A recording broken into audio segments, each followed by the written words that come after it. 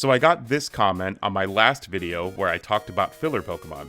Judging Pokemon only by their viability in the meta is just looking at these games the wrong way. To that, I would say that very much depends on what kind of Pokemon player you are. Pokemon is a very unique franchise. There are fans of all ages, all occupations, all statuses, of all kinds of different circles of life. You gotta think, between the anime, the cards, the merch, Pokemon Go, etc., there are some people who may have never even played the actual mainline games. Some people only play Pokemon Unite and have never even met Professor Oak. Some people say they're a fan because they saw the Pikachu float at the Macy's Thanksgiving Day parade and thought it was cute. Do you think that they know who Hop is? That's just the kind of franchise that Pokemon has become. How many people are only familiar with Pokemon because they scalp the cards to make a profit off of actual Pokemon fans? Pokemon cards are so popular and lucrative that they are definitely a completely separate entity from the games at this point.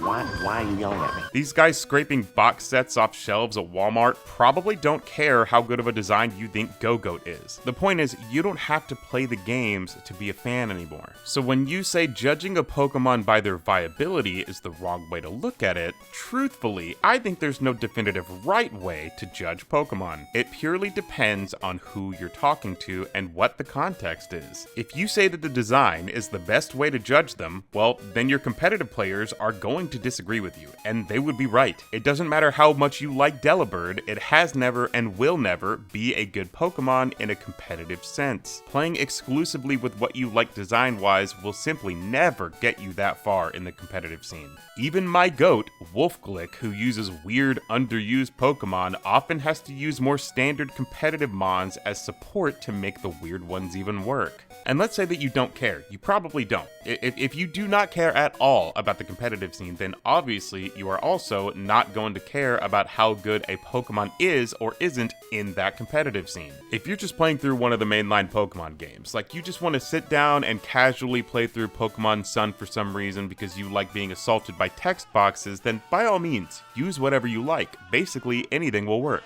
J-Rose has proven that very few things won't work, so I'm not gonna tell you that you're stupid for using Dewgong in a casual playthrough. You aren't wrong for liking Dewgong, just like I'm not wrong for saying Dewgong is not good in a competitive sense. If you just buy Pokemon cards for their collectability and don't even play the card game, then why would you care about a specific card's viability in that card game? I called these Pokemon filler, and that really depends on what you value in a Pokemon. Like, why would I use Seaking in a general playthrough when I can use Gyarados?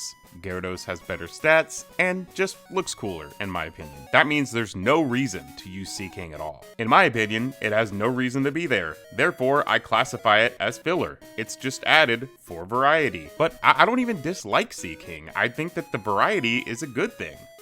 Most of the time. Hence why I said your mileage may vary. Maybe you like Seaking and dislike Gyarados. But, maybe that's a bad example, because Gyarados is at least iconic to the franchise, pretty objectively, I would say. So, why would you use Seaking when you could use Seadra? Maybe you just don't like seahorses or something. I don't know you. Whatever. What I'm trying to say is that, yeah, maybe you think judging a Pokemon only in terms of competitive viability is wrong. I just think that's kind of a short-sighted way to look at it, that's all. Maybe it's wrong to you, but it's not wrong to absolutely everyone. Seriously though, who is using Dewgong? Why is it even called that? A Dewgong is a real animal and Dewgong doesn't even look like one. Did they just really love this pun that much? It's not even that good. Why did they call it Dewgong?